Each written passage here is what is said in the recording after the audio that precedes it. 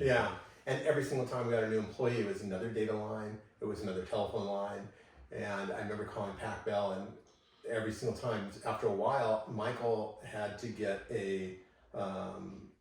had to call up and say that he was living at the house, because they would call up and they'd start counting. They'd go 1, 2, 3, 4. And I knew what they were doing. They're counting on the lines. And they said, "Why do you have so many phone lines?" And again, getting back to what I said earlier, we were worried about having a business out of our apartment.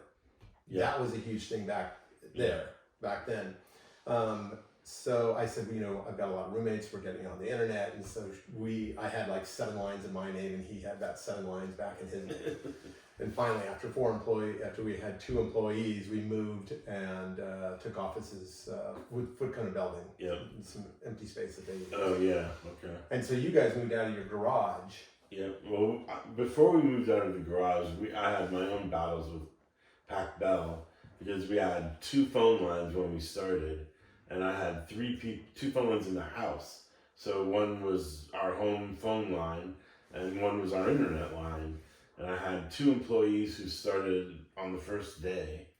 And so we got a second line or third line put in so that we'd have an internet line, but we had to share it on the modems. So you'd actually physically disconnect the 40-foot long cable and disconnect it from one computer and plug it into another to do things like go online or check email.